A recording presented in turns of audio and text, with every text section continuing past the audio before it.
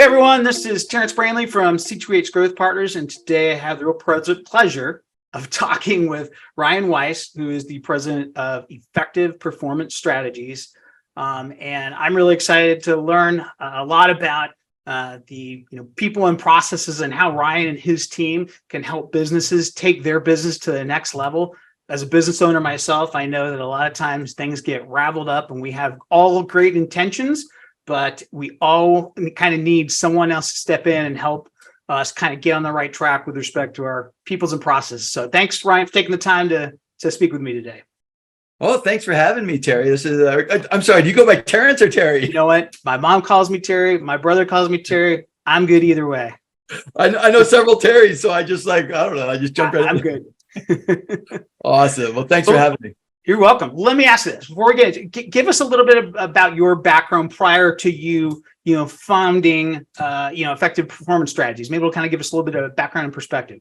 Yeah, I'll give you a quick snapshot. So 15 years old, I started my first company. My youngest brother still owns it today, has turned it into a, $15 million plus business here in the Chicagoland area, continues to grow it and continues to thrive. So my entrepreneurial journey started at a young age.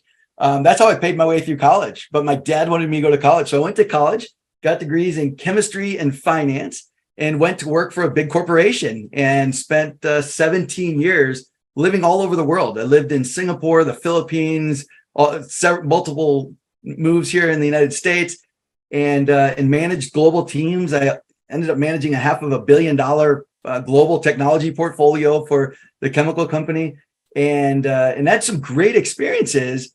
But there was just this time where I was like, you know what? It's time for me to go back. The entrepreneurial drive was still in me. So it's been a little bit over 7 years ago now. I left the corporate world, started Effective Performance Strategies, and through COVID and everything else. I mean, with a new company, it's always ups and downs and things like that. But just been an amazing experience the last 7 years. So that's awesome.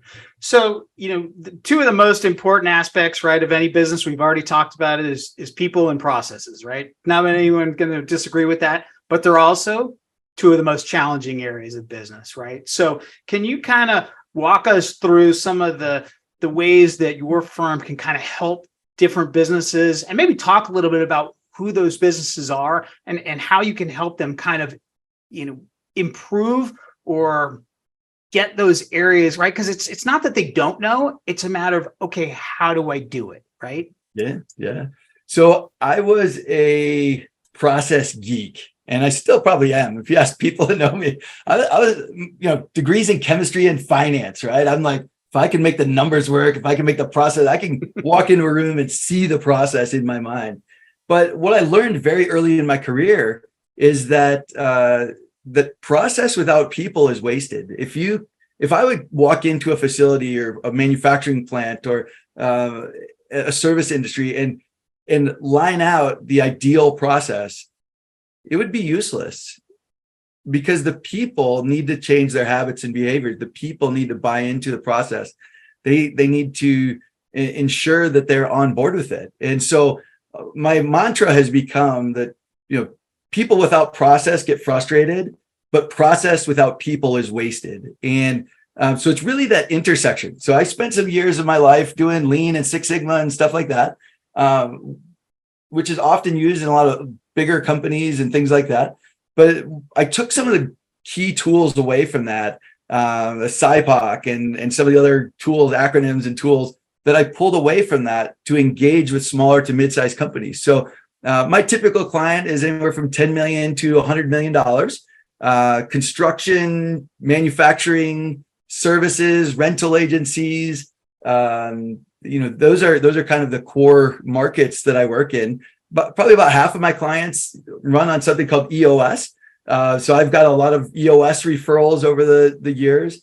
And really where we kind of fit into that is helping people get their processes documented and followed by everyone. And we've got a unique model for doing that. Well, and you mentioned EOS, and in one of my other businesses, completely separate from this, we've implemented EOS, and as you describe, and we're about 9 months in, right? and we've focused a lot on the people side. They've encouraged us. I mean, here we are 9 months in, and they've encouraged us. We haven't even gotten to the processes side yet. So it's interesting how you can kind of interface with someone who a business owner who is implementing EOS as kind of a complementary, feature to if they are implementing EOS, not to see us necessarily as a competitive offering type of thing. Absolutely. So the system we've developed, I call it optics, and the whole concept of it is that I've seen the pain that a lot of organizations go through of documenting standard operating procedures and work instructions and all of these things, and then nobody following them. Right back in my early days, it was in 3-ring binders, right, 3-inch thick 3-ring binders. Today, it's on SharePoint files and Google Drives and all these things. But if I ask department managers, or if I ask leaders of businesses or even business owners, where is your process? Where is it documented? And is it working well?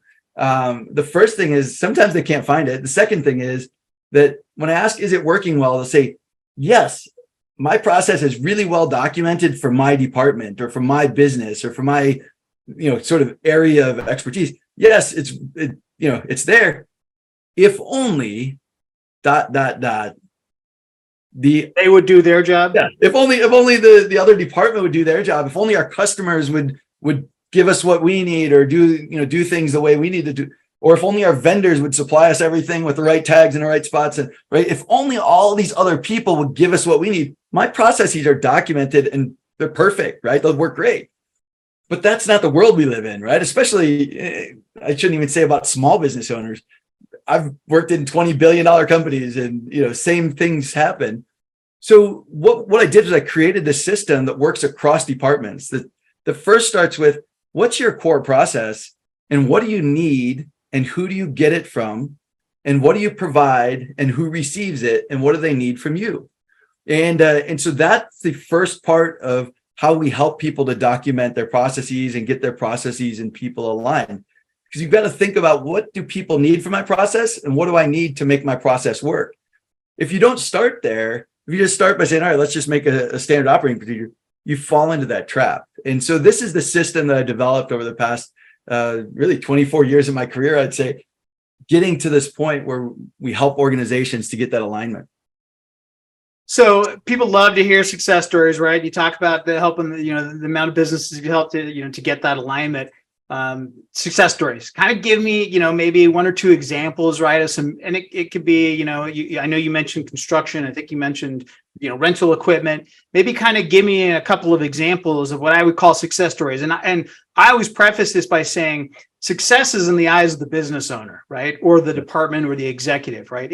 It doesn't, for some that may say, hey, I'm trying to double my revenue or reduce expenses. But it really is, it's kind of the old saying of beauty is in the eye of the beholder. It's really where that business owner is trying to go. So when I say, give me some success stories, it is to where they were when they started with you, where they wanted to go, right? Where that business owner wanted to go with their business. And then after working with you for what period of time or whatnot, where they are now. Yeah. So I could give you a couple of them. So the first one is actually, funny enough, was my introduction to EOS. It was the construction rental agency, and they've been a client of mine now for probably going on 5+ years. Wow. So when I first started with them, the owner of the company, she called me, and I'll distill it down. Essentially what she said was, I don't know where my inventory is, and I've heard you're the guy who can help. And that's how our relationship started about 5 years ago. And I'm like, I don't know what that means, right? Am I getting on an airplane to fly around the country looking for inventory? What she was talking about was they had implemented a new process, a new system for tracking their inventory, their rental agency. And they were really struggling with the fact that the scanners weren't always working, and they didn't have backup processes in place, and people were in their old habits of using paperwork for certain things. And it just created chaos within their organization. It's a nationwide company. And so I came in and helped her really get that clarity, the alignment of people and process, and started putting that map together. And that laid the foundation for what's now been a 5+ year client. A second one I'll give an example of. really started during the kind of the early on in COVID, after I had lost all of my clients where I was going out traveling and stuff. And I picked up a pretty large general contractor that wanted to get their processes documented and followed by all. And we've now documented 39 core processes across, the key parts of their business, to the point where the executive vice president called me up a few months ago and said, "Hey, Ryan, he said, you may not want the job, but if you ever want the job, please call me." Because you know more about our systems, you know more about our processes and how our business operates together than we do, or than anybody else does. And as I look at that, it's not that I could build a warehouse, right? I have no idea how to be a general contractor. I have no idea how to make plastic extrusion parts, right? I'm not a mold maker. I'm not a general contractor, but I have this curiosity, and I have a system, and developed a system to enable people to see it in a way that just becomes a core part of, and it becomes repetitive, right? It becomes to a point where they're like, you know what, we keep wanting more and more clarity, and it works in that way. So maybe with that, and maybe with that, one of the things is in terms of, the what do you see as the value proposition, the significant value that you bring? And I know you've touched on different aspects of it, right? So, but if you're to try and, crystallize it for a prospect and communicate it to somebody, to a prospective client who may be in construction or another rental agency or whatnot, how would you, convey that value proposition and what your firm brings to them in terms of that? Yeah. So I think that the biggest thing, it comes from a title of a book that I saw in an airport, and I bought it several years ago. It said, "What got you here won't get you there." And what I've found so many times with organizations is that an entrepreneur comes up with this idea and starts hiring people, and knows where every piece of equipment is, and knows every customer, and knows every employee by name, and knows, right, and just has this intimate knowledge of everything. And they reach a point where they need the systems to really take over. They need the processes to take over, and they need to make sure that they're enabling people to do just that. And so I think it really boils down to, if you've reached a plateau, or if you've reached an area where you're like, boy, we've got frustration between departments. We now have departments. We didn't even have departments before. It used to all just work together. Everybody's in the same office. Right. Now we've got multiple locations. Now we've got, right. I've got a client who has just been acquiring additional businesses. And he's like, if we don't get our processes really clean, then we can't continue doing mergers and acquisitions, because we're going to spiral out of control. So I think it's really those moments where either opening new locations, acquiring additional businesses, reaching a growth plateau, having departments needing to communicate and work better together. Those types of things are really the pain that we can really help solve and come in and navigate. Almost like building a foundation to allow a company to kind of scale for growth, it seems, right? Because it seems like that becomes the real pain point for those companies, either they've done it through acquisition, M&A, right, to where they're bringing them on and saying, "Oh, we thought I had our stuff together," which we may have as one company, but now we've added on different pieces here that we need to make sure that we function as one coherent company. And additionally, a company that just says, "Hey, we're going to grow our company," and have been growing so fast that, like you said, all of a sudden have departments rather than just the finance department was just Jane, who I turned to, next to me and asked her questions. So it seems like that is probably what you're referring to. Absolutely. What's a good, like, can you give me an example of like the path that you take with a prospect, right? So someone, comes to you, someone who's maybe watching this and says, "Yes, that's us," right? Give us an idea of the path. How did they get started with you? What does that path look like? What does the journey look like in working with you and your team? Yeah, so the optics system, it really is broken into typically 4 workshops, and 4 90-minute workshops. Of course, I've got some clients where we've done it all in one day or things like that, but typically 4 90-minute workshops. So when we first have that kind of discussion, that initial discussion about, is this a good fit? Talking about those pain points and challenges and things like that. The preparation for the first workshop is, what's the purpose of the process that you would like us to look at? What's the scope of it? and what are the known gaps? What are the problems that you're seeing in this process? So it might be a client acquisition process, or it might be an operations process, or an HR onboarding process, or right, whatever sort of process that they want to get alignment around. We ask, what's the purpose of it? Like, why do you do it? What's the scope of it? And what are the gaps? We come to that first session, we build that SIPOC. SIPOC's an acronym: suppliers, inputs, process, outputs, customers. And the purpose of that is to get your entire sort of process on one page. So you can look at it and start, the reason I do this is, as I'm facilitating, I'm listening for those pain points. I'm listening for those, the dissonance, disagreement. I'm like, that's a problem area, right? That's a problem area. So we start putting this together. The next workshop is what we call QVS. It's quality, value, and speed. So I ask about that core process that we've just identified. What are the quality elements or key quality elements? What are the value or cost elements? And what are the speed or timeliness elements? And as we do this, it sort of gets that pain even a little bit clearer. And then the third workshop, we do something called ARM. It's an accountability responsibility matrix around that core process. Who's accountable for each swim lane of your core process? Who's responsible, and what are they responsible to do? So by the end of those first three workshops, they're starting to get a really clear roadmap to solving a core problem or a core process problem that they have in their organization. And so with some companies, it's kind of, then we develop the action plan, finish the roadmap in the fourth session, and they kind of carry on and do their thing. Almost always they come back and we do it again and we do it again, because as they start seeing, oh, you know what, our pre-construction department needs this as well, and our rental department, and our daily logs for our superintendents needs it. So really people just see that clarity building. So within 6 hours, you're able to get clarity and a roadmap, an action plan to start delivering on solving the problems that are causing you pain today.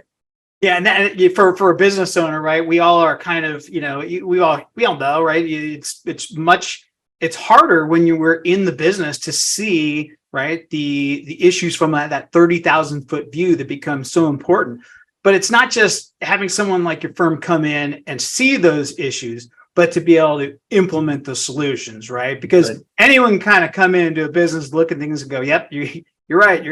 This is a really messed up process, right? But it's the other to be able to say, not only do I recognize that process is broken, right? I've got a solution. I can help us get you to where you're, trying to go. Absolutely. And that's where a lot of my clients, so one of the other elements that our organization has is I've got a team of folks. I lived in the Philippines for almost 3 years. So I started developing, I managed almost 200 people there in the chemical company. And so I've recruited some of those folks away. And so I've got some accounting and finance, customer service, data analytics, Power BI. We're even doing some AI with Power BI these days.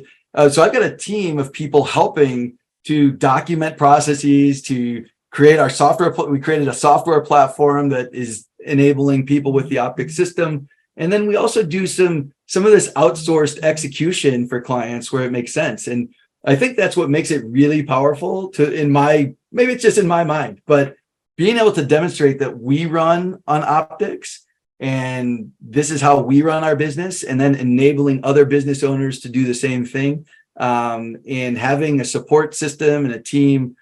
It's not just about coming in and saying, oh, this is what you should do. Here's your action plan. Now go do it.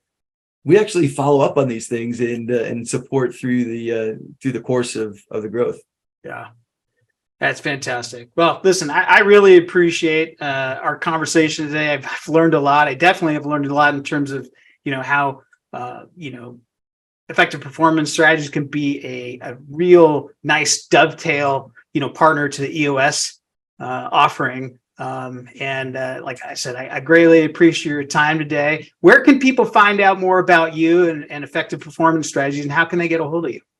Yeah, so people could definitely look me up on LinkedIn. We've got, I'd love to connect with folks there. But the other one is, if you go to our website, learnmore.epsoptics.com, you'll find a bunch of information about the optics system, about the software platform, things like that, anything you might be interested in. And we'd be excited to connect and chat. And I'll make sure and all those links are here in the video somewhere. I don't know where I'm pointing to, but they'll be here somewhere. I promise you. So Ryan, it was a great pleasure. It was a great pleasure talking with you. I just want to thank you for coming on today and speaking with me. Oh, thanks for having me, Terrence. Appreciate it. You bet.